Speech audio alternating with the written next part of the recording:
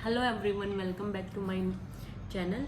तो आज मैं आपके साथ शेयर करने वाली हूँ DSSB के एग्ज़ाम के रिव्यू। आज मेरा मॉर्निंग शिफ्ट में 14 अक्टूबर को एग्ज़ाम था। मॉर्निंग शिफ्ट जो सुबह 9 से 11 बजे वाली शिफ्ट थी। 2 घंटे का एग्ज़ाम था। ये नॉन टीचिंग वाला एग्ज़ाम है, जो अभी DSSB के नॉन टीचिंग वाले एग्ज़ाम्स चल रहे हैं वो वाला। ये इसमें बहुत सारे पोस्ट कोड हैं, stenographer, junior stenographer, assistant grade 1, ये सारे एग्जाम्स इसमें हैं। एक ही पोस्ट कोड में बहुत सारे एग्जाम है और ये पोस्ट कोड है 802/23 वाला पोस्ट कोड है। तो इसमें जो ये एग्ज़ाम है ये 2 घंटे का था। 9 से 11 बजे वाली शिफ्ट में मेरा ये एग्ज़ाम था और ये 200 मार्क्स का था। 2 घंटे में हमें 200 क्वेश्चंस करने थे। 200 क्वेश्चंस में क्या क्या था वो मैं आपको बताती हूँ। सबसे पहले तो रीजनिंग, फिर जीएस, मैथ्स, इंग्लिश, हिंदी, इन सब में 35 क्वेश्चंस थे। उसके बाद लास्ट में था कंप्यूटर में 25 क्वेश्चंस थे। जो ये रीजनिंग, सबसे पहले रीजनिंग वाला सेक्शन ओपन होता है और उसमें जो 35 क्वेश्चंस है वो एक साथ ओपन नहीं होते हैं। पहले 20 मार्क्स ओपन होते हैं, उसके बाद फिर 15। जब हम उन 20 मार्क्स वाले सेक्शन को हम सबमिट कर देते हैं, उसके बाद फिर 15 वाला सेक्शन ओपन होता है। फिर उसको सोल्व करके हमें फिर उसको सबमिट करना होता है, फिर हम नेक्स्ट सेक्शन पे जा सकते हैं। और DSSB में जैसा कि आपको पता है कि हमने एक बार अगर वो सेक्शन सबमिट कर दिया तो हम दोबारा उस सेक्शन पे नहीं जा सकते। जैसे हमने रीजनिंग का 20 मार्क्स का सेक्शन अगर सबमिट कर दिया है तो हम दोबारा उसको ओपन नहीं कर सकते हैं।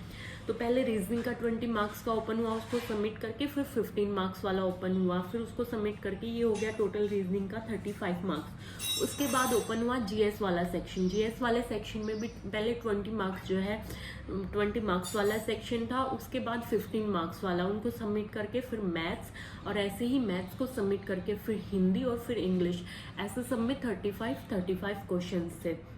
उसके बाद मैं शेयर करती हूँ आपके साथ कि मैथ्स में इन सारे सब्जेक्ट्स में किस किस तरीके के क्वेश्चंस आए हुए थे और पेपर कैसा रहा।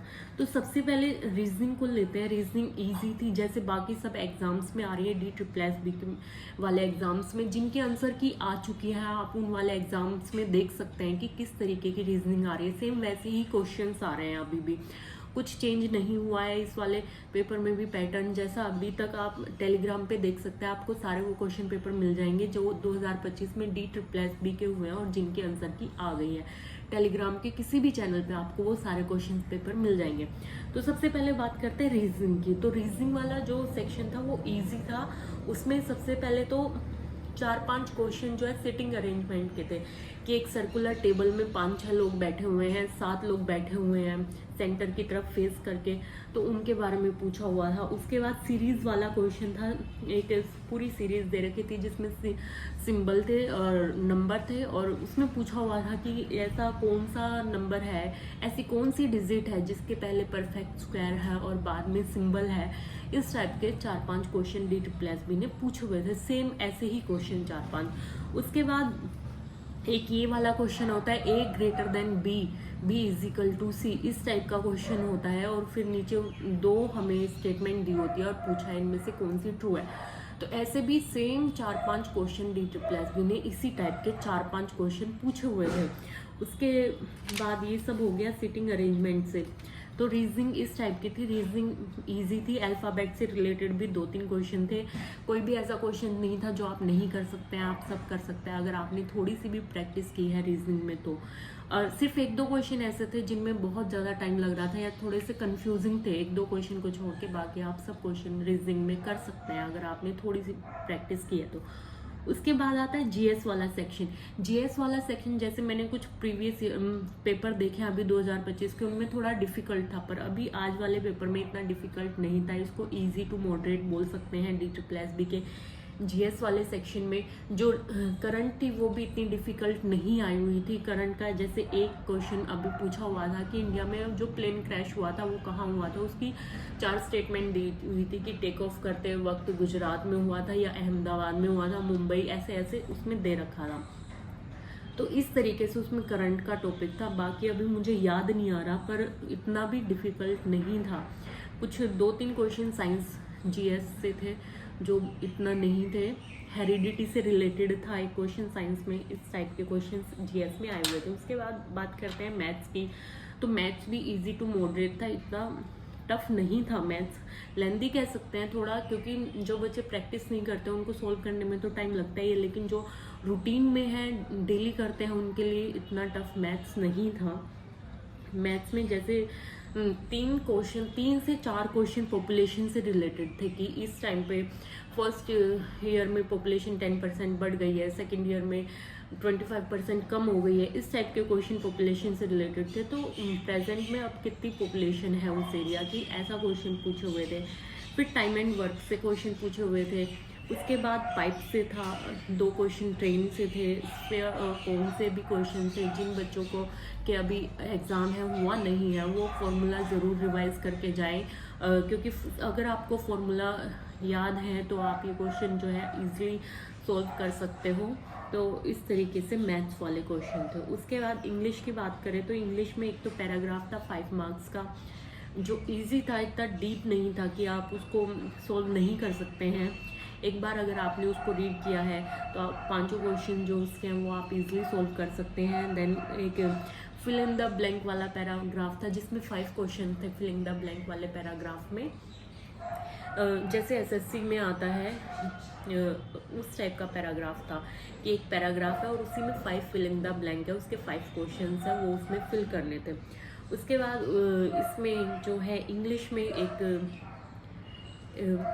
4-5 क्वेश्चन जो है वो क्या बोलते हैं उनको, फ्रेजल वर्ब से थे।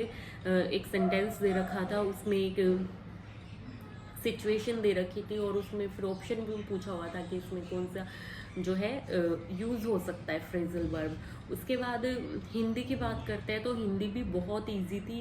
मोस्टली जो है फिलिंग द ब्लैंक थे जिनमें कारक फिल करना था, जैसे से, का, के, इस तरीके से उसमें कारक फिल करने थे हिंदी में। और पर्यायवाची थे, 2-3 क्वेश्चन पर्यायवाची शब्द थे जो पढ़ना बहुत, मतलब जिन बच्चों ने पढ़े हैं वही कर सकते हैं। पर्यायवाची शब्द इतने इजी नहीं थे, वो थोड़े से डिफिकल्ट थे, उनका लेवल थोड़ा अच्छा था जो पर्यायवाची शब्द हिंदी में पूछे हुए थे।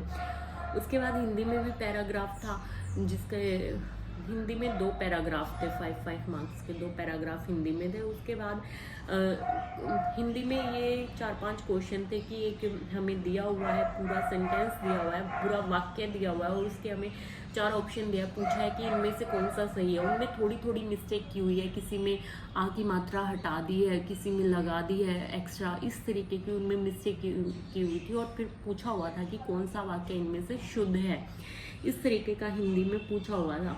उसके बाद आते हैं कंप्यूटर। जो कंप्यूटर वाला था, कंप्यूटर में एक तो प्रिंट से रिलेटेड पूछा हुआ था कि जब हमें एक साथ प्रिंट करना है तो हम कौन सी की प्रेस करेंगे। चैट जीपीटी से रिलेटेड क्वेश्चन था कि किसने इसको डेवलप किया है, कौन सी इसकी डेवलप कंपनी है, इस टाइप का क्वेश्चन, कुछ इस तरह का चैट जीपीटी से रिलेटेड क्वेश्चन था। उसके बाद सिलेक्ट करने के लिए कौन सी की हम प्रेस करेंगे, इस टाइप के कंप्यूटर से रिलेटेड क्वेश्चन पूछे हुए थे।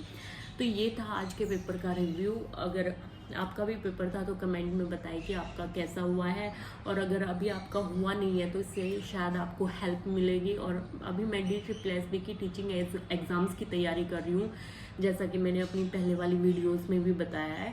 तो उसके लिए आप मेरी प्रीवियस वीडियो देख सकते हैं जिसमें मैं डेली लाइब्रेरी जाती हूँ और अपना रूटीन शेयर करती हूँ कि आज मैंने क्या पढ़ा है। आप भी मेरे साथ पढ़ना चाहते हैं तो मेरे चैनल को सब्सक्राइब करें और डेली मेरे साथ आप भी शेयर करें कि आपने क्या, कैसे, कितना पढ़ा है। तब तक के लिए मिलते हैं नेक्स्ट वीडियो में, तब तक के लिए बाय बाय।